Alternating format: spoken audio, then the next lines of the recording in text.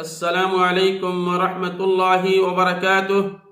الحمد للہ رب العالمین والصلاة والسلام علی اشرف الانبیاء والمرسلین نبینا محمد صلی اللہ علیہ وسلم۔ محترم سامعین و ناظرین کرام اور اسلامی بھائیوں، آج انشاءاللہ ہم آپ کو اس ویڈیو کے اندر بتلائیں گے حرام دھن کھانے کا انت، یعنی حرام مال کھانے کا انجام کیا ہے۔ وہ مال جو ناجائز طریقے سے حاصل کیا گیا ہو، مثلا سود ہو، چوری کا مال ہو، رشوت کا مال ہو، خیانت کیا ہو یا غصب کیا ہو کسی کا مال، یا دھوکے سے لے کسی کا مال، ظلم اور حرام پیشے کے ذریعے سے سب حرام ہے۔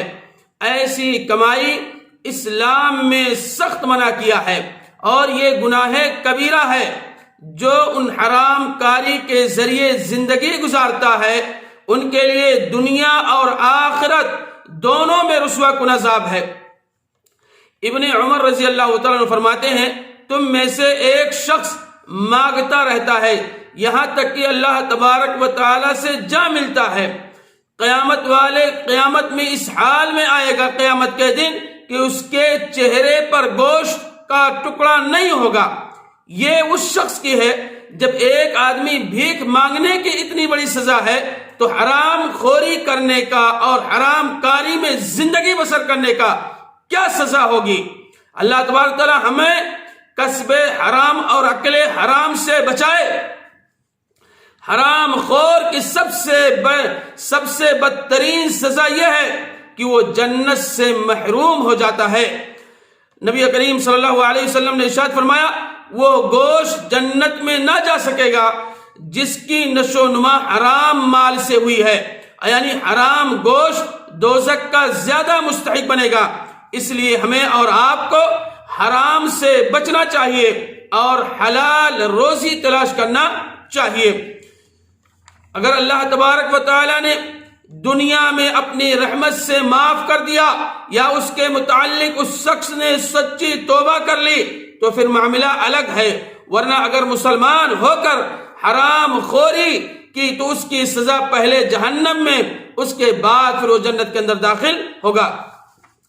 اگر کسی نے کسی کی زمین کو غصب کر لیا تو اسے قیامت کے دن زمین میں دھسا دیا جائے گا، اور نبی کریم صلی اللہ علیہ وسلم کا فرمان ہے، جس نے کسی کی زمین ظلم سے لے لی اور اسے قیامت کے دن 7 زمینوں کا طوق پہنایا جائے گا، یعنی 7 طبقوں میں اسے دھسا دیا جائے گا۔ اسی طریقے سے حرام کمائی کھانا قبولیت دعا کے لیے سب سے بڑی رکاوٹ ہے۔ انسان اگر دعا کرتا ہے اس کی دعا قابل قبول نہیں ہوتی ہے تو حرام طریقے سے اگر وہ کرتا ہے تو اس کی دعا قابل قبول نہیں ہوگی۔ حضرت ابو ہریرہ فرماتے ہیں، اللہ کے نبی علیہ السلام نے ارشاد فرمایا، اللہ کے نبی صلی اللہ علیہ وسلم نے فرمایا، لوگو بے شک اللہ تبارک و تعالی پاک ہے اور پاکیزہ اشیاء قبول کرتا ہے۔ چنانچہ اللہ تبارک تعالیٰ نے متقی لوگوں کو بھی وہی حکم دیا جو رسولوں کو حکم دیا۔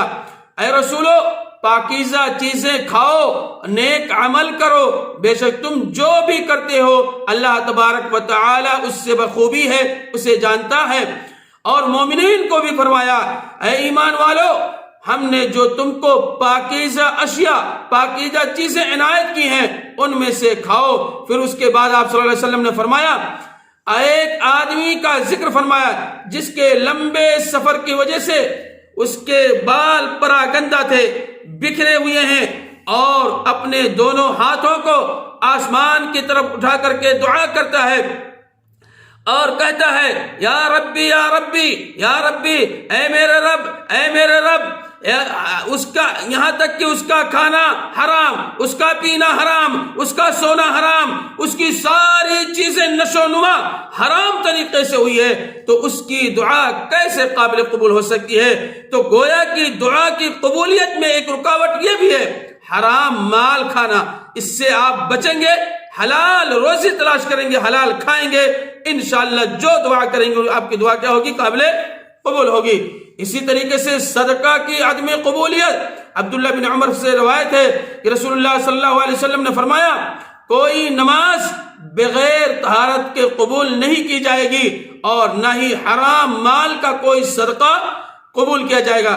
گویا کہ حرام طریقے سے اگر کسی نے کمایا ہے وہ صدقہ اور خیرات بھی کرتا ہے تو اس کی صدقہ اور خیرات بھی قابل قبول نہیں ہوگی۔ حرام مال کا اثر عبادت پر بھی ہوتا ہے، جیسا کہ ابن عباس رضی اللہ تعالیٰ فرماتے ہیں اللہ تبارک و تعالیٰ اس آدمی کی عبادت قبول نہیں کرتا جس کے پیٹ میں حرام داخل ہو، یعنی حرام مال اگر وہ کھاتا ہے تو اس کی عبادت بھی عند اللہ کے نزدیک کیا ہوتی ہے؟ قابل قبول نہیں ہوتی ہے۔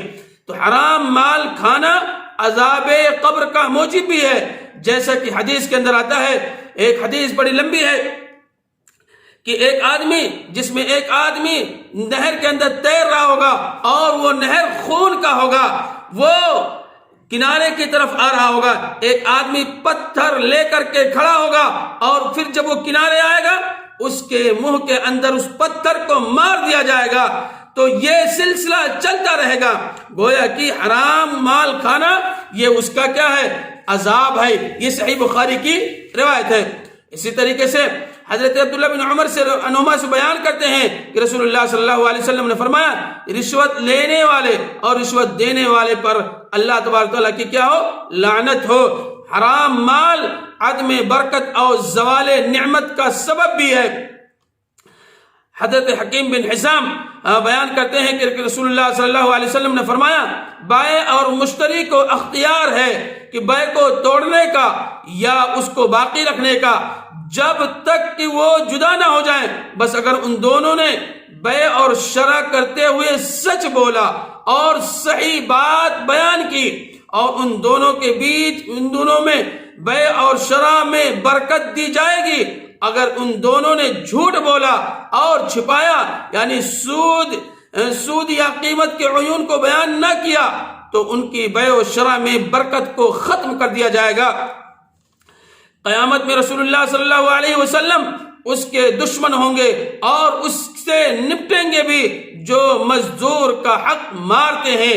اس لیے مزدور جو آدمی مزدوری کرتا ہے اور اس کا پسینہ سوکھنے سے پہلے اس کی مزدوری ہمیں اور آپ کو دے دینا چاہیے۔ بالاختصار یہ ہے کہ جان لے اسلام نے اپنے ماننے والوں کو حلال کمائی کی ترغیب دی اور حرام کمائی سے منع کیا، لہذا حلال طریقے سے ہی روزی کمائی جائے۔ سلف صالحین حرام کمائی بلکہ مشتبہ امور سے بھی بچتے تھے جس کا اسلام نے حکم دیا ہے، مگر آج کا زمانہ نبی کریم صلی اللہ علیہ وسلم کے فرمان کا مصداق ہے کہ ایک ایسا زمانہ آئے گا جب لوگ حلال اور حرام کی پرواہ نہیں کریں گے۔ میرے بھائیو، کوئی بھی چیز ہو تھوڑا کھائیں لیکن حلال طریقے سے محنت کر کے انشاءاللہ اللہ تبارک و تعالی اس حلال روزی کے اندر برکت عطا فرمائے گا اور حرام سے بچیں گے، انشاءاللہ آپ کو دنیا اور آخرت دونوں میں کامیابی اور کامرانی ملے گی۔ اللہ رب العالمین سے دعا ہے الہ العالمین ہم تمام مسلمان بھائیوں کو حلال روزی کھانے کی توفیق عطا فرما اور حرام روزی سے بچا لے، آمین یا رب العالمین۔ السلام علیکم ورحمۃ اللہ وبرکاتہ۔